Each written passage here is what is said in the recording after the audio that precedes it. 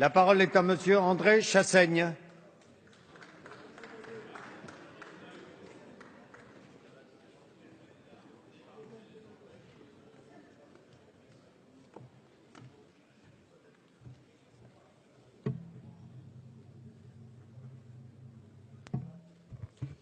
Monsieur le Président, mes chers collègues, Messieurs les ministres, c'est avec émotion que je m'associe au nom de mon groupe à l'hommage unanime rendu aux soldats morts en Centrafrique.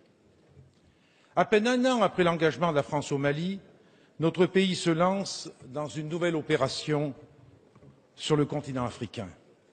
Après l'opération Serval qui devait s'achever en juillet dernier, le président de la République vient de déclencher l'opération Sangaris, qui se traduit par le déploiement de 1600 soldats français.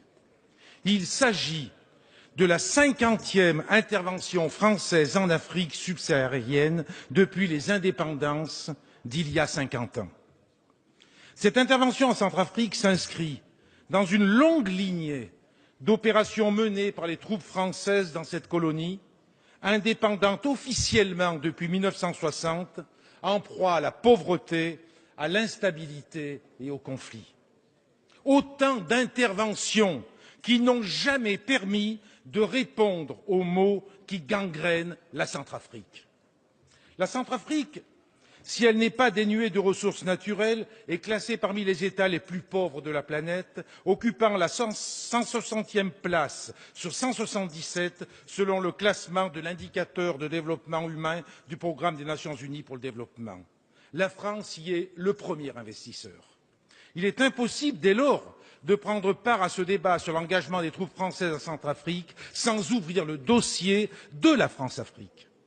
Tous les 10 ans ou presque, un président de la République centrafricaine chasse l'autre par un coup d'État, derrière lequel la France n'est jamais très loin.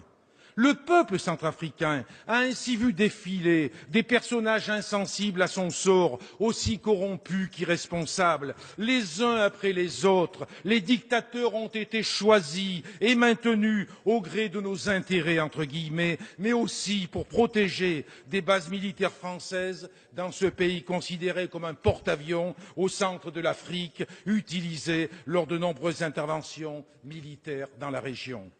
La France n'est pas étrangère à la situation chaotique que connaît ce pays. Elle porte une responsabilité historique dans la tragédie centrafricaine. Elle n'est donc pas la plus qualifiée pour intervenir. C'est un paramètre que nous ne pouvons pas ignorer, même si, je le dis clairement, il n'est pas question de tergiverser pour la protection des populations civiles, premières victimes des violences sanglantes qui déchirent ce pays. Monsieur le ministre des Affaires étrangères a déclaré face à la communauté française de Bangui le 13 octobre dernier, je cite, « Sachez que l'amitié traditionnelle qu'a portée la France à la Centrafrique, nous voulons la manifester de nouveau pour aujourd'hui et pour demain. » Pourtant, notre histoire commune est marquée par de sombres affaires.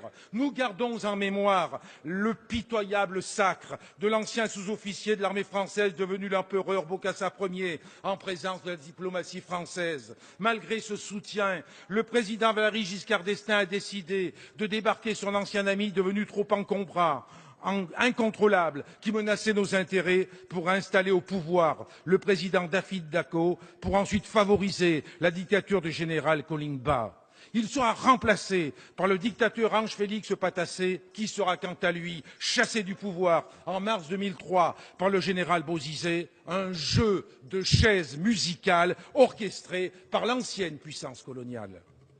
En 2007, face à la multiplication des mouvements rebelles sous influence soudanaise et tchadienne, les parachutistes français sautent sur Birao, dans le nord de la République centrafricaine. C'est de ce nord musulman qu'est venue en décembre 2012 l'offensive des rebelles de la Séléka qui, le 24 mars dernier, porta au pouvoir Michel Djotodia. Dans un réflexe hérité de l'histoire, le président Bozizé avait appelé à l'aide la France avant de prendre la fuite. C'est ainsi que l'actuel président centrafricain est arrivé au pouvoir avec le soutien des rebelles de la Séléka qui sont devenus ses propres ennemis, Michel Djotodia qui en appelait à la France après avoir dissous la coalition rebelle de la Séléka.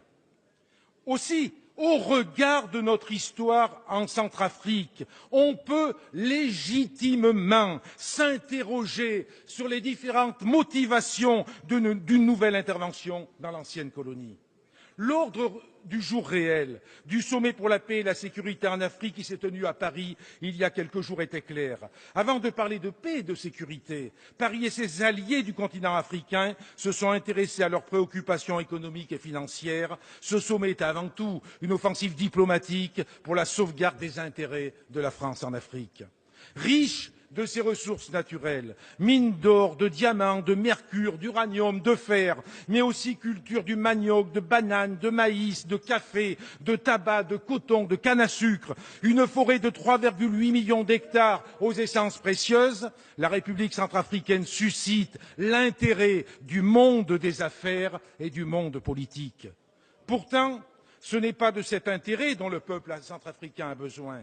Le peuple centrafricain a besoin que nous l'aidions à profiter pleinement de ses richesses et que nous l'aidions à mettre fin à la situation de confiscation du pouvoir politique et économique aux mains de quelques-uns, car les germes de la crise actuelle sont aussi d'essence économique et sociale. Le peuple centrafricain a besoin du soutien de la communauté internationale pour que cessent les massacres qui se multiplient alors que les affrontements entre les milices Séléka et Anti-Balaka terrorisent la population civile.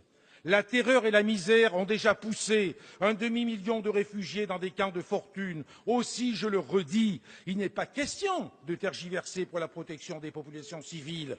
Pour autant, il convient d'agir avec discernement pour ne pas reproduire les erreurs du passé. C'est pourquoi, dans les circonstances que je viens d'évoquer, il revient aux Africains et à toute la communauté internationale d'aider ce peuple en danger.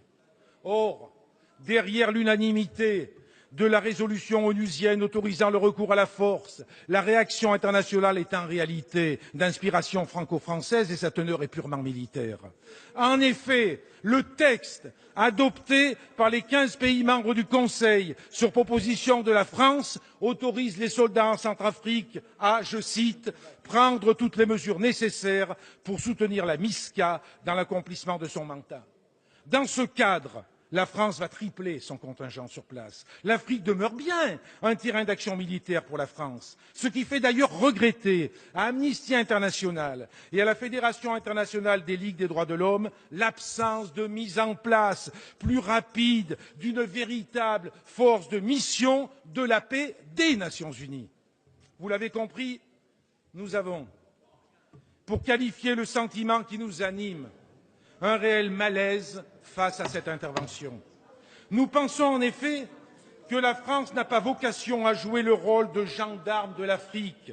Les valeurs anticoloniales, toujours défendues par les communistes, nous l'interdisent. Ces valeurs de solidarité doivent, au contraire, nous pousser à mettre sur pied un partenariat équitable et durable, un système d'aide au développement plus efficace, plus proche des populations. Ces valeurs nous obligent également à rompre définitivement avec la France-Afrique et à encourager les démocrates africains et les diasporas militantes pour faire tomber les honteuses tyrannies africaines qui n'ont que faire des peuples qui ne cessent de s'appauvrir. Ces dictatures qui préfèrent défendre des intérêts des firmes privées tentaculaires exploitant aujourd'hui 80% des gigantesques gisements africains et dont les bénéfices sont rapatriés dans des paradis fiscaux. Notre pays a une dette morale considérable envers le peuple de Centrafrique, une dette qui nous oblige à reconnaître que nous n'étions pas les mieux à même pour intervenir dans la situation dramatique qui le frappe.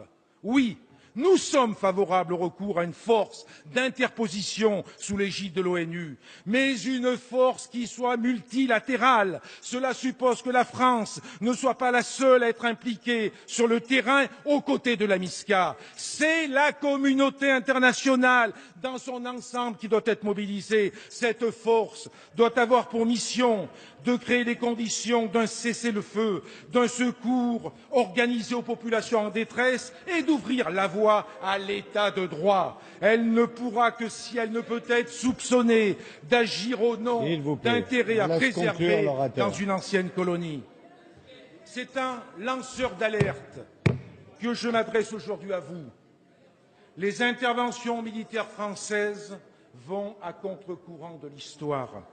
La mission de la France, c'est de défendre la stabilité et la paix des peuples en Afrique. Notre pays n'a pas vocation à défendre des dictatures et des États artificiels. La mission de la France, pour être en harmonie avec ses valeurs et ses idéaux des Lumières, n'est pas d'être le gendarme de l'Afrique. Elle est de remiser les visions géostratégiques nées du temps de la colonisation pour en écrire d'autres, respectueuses des peuples, respectueuses de leurs richesses, respectueuses de leur souveraineté.